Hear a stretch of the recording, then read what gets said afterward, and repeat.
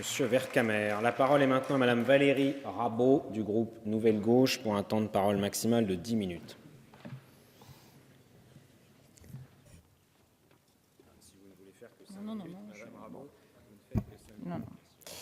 Monsieur le Président, Madame la Ministre, Madame la Commission des Affaires sociales, Monsieur le rapporteur, mes chers collègues, nous partageons votre objectif de dialogue social. Mais Madame la Ministre, nous souhaiterions que vous partagiez notre objectif de dialogue parlementaire.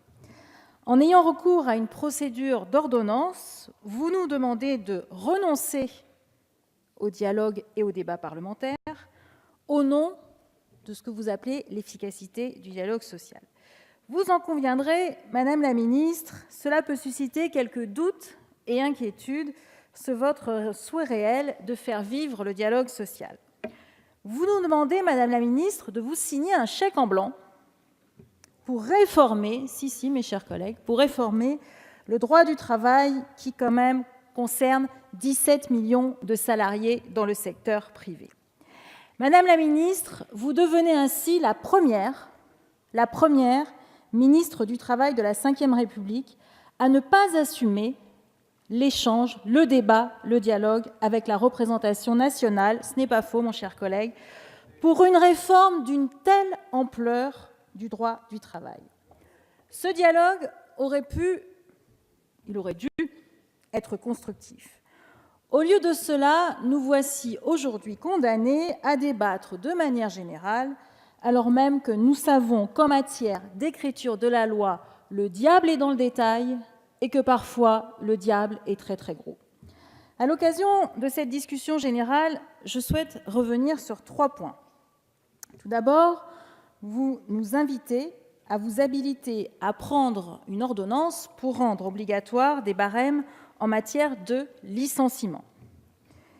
Vous voulez prendre cette ordonnance alors même que vous ne nous avez transmis aucune pré-évaluation des possibilités et des options qui sont données par la loi Macron qui a entériné les barèmes indicatifs en termes de licenciement. 9 mois après l'adoption du décret sur cette disposition, puisque c'était en novembre 2016, j'imagine que votre ministère doit pouvoir disposer de quelques statistiques qui seraient susceptibles de nous éclairer. Ces barèmes indicatifs ont-ils été suivis, oui ou non, par les prud'hommes? Ces barèmes indicatifs ont-ils été adoptés lorsqu'il s'agissait de licenciements dans les grandes entreprises, dans les petites entreprises? Toutes ces questions, Madame la Ministre, demeurent sans réponse à l'heure de ce débat parlementaire, ce qui me paraît extrêmement regrettable. Ceci est d'autant plus regrettable que le président de la République, c'était la semaine dernière, lors du congrès à Versailles, a déclaré, et je le cite, qu'il souhaite qu'une évaluation complète de tous les textes importants soit menée, certes après 2 ans d'application, mais vu l'ampleur de la modification du Code du travail que vous nous proposez, il eût été sans doute très utile que votre ministère nous transmette quelques données sur la première application des dispositions de la loi Macron en matière de barème indicatif. Deuxième sujet, ce n'est pas dans l'évaluation préalable. Deuxième sujet, l'article 3.2 qui permet de définir le périmètre géographique des difficultés qui justifient le licenciement économique.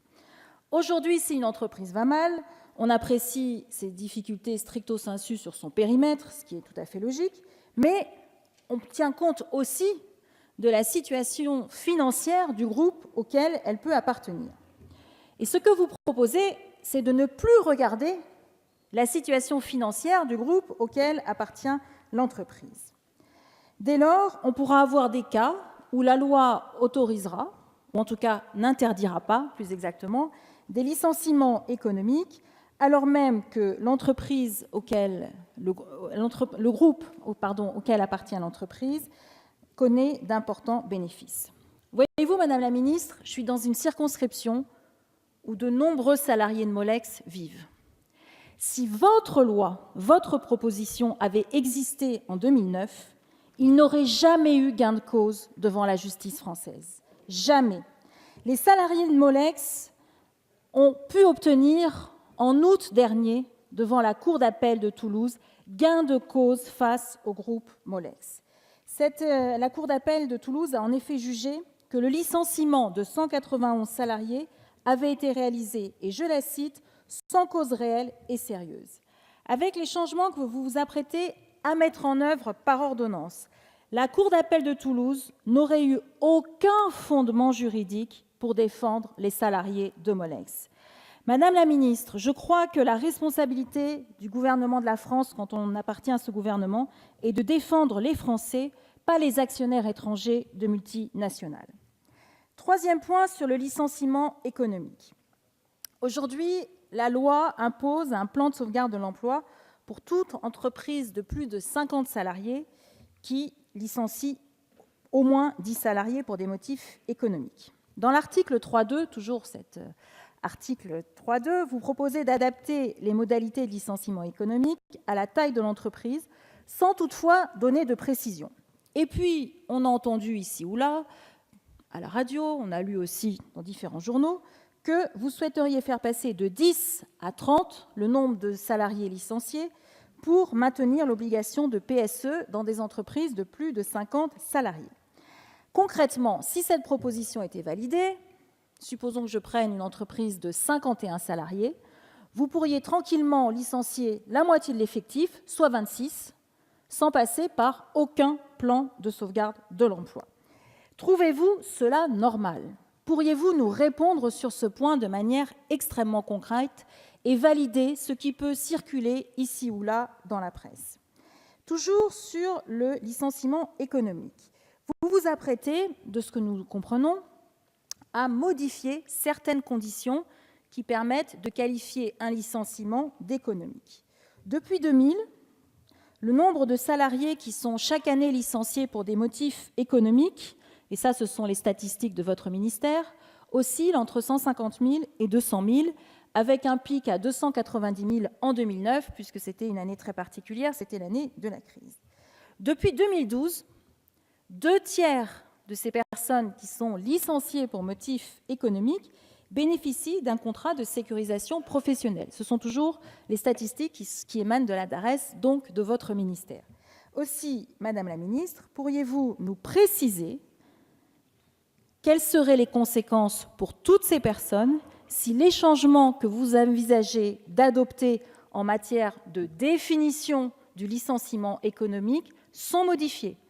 Est-ce que les 2 tiers de ces personnes qui bénéficient aujourd'hui du contrat de sécurisation professionnelle parce que leur licenciement a été reconnu comme économique continueraient ou pas à en bénéficier ? C'est une question très précise. Ça concerne quand même les 2 tiers des 150 000 à 200 000 personnes qui, statistiquement, subissent par an un licenciement économique. Enfin, pour conclure, Madame la Ministre, je livre à votre réflexion les commentaires du président de l'Eurogroupe, avec qui j'étais la semaine dernière à Berlin. Il disait, lors d'un débat que nous avons eu ensemble, « En Europe, on a finalement réussi la flexibilité, mais collectivement, on n'a pas été capable de réfléchir sur la sécurité, de fait rendant bancale la flexi-sécurité si chère à celles et ceux qui défendent l'efficacité sociale. » Madame la Ministre, dans votre texte, pouvez-vous nous dire précisément où se trouve la sécurité des salariés, pendant indispensable à la flexibilité que vous promouvez ? Je vous remercie. Merci, Madame Rabault.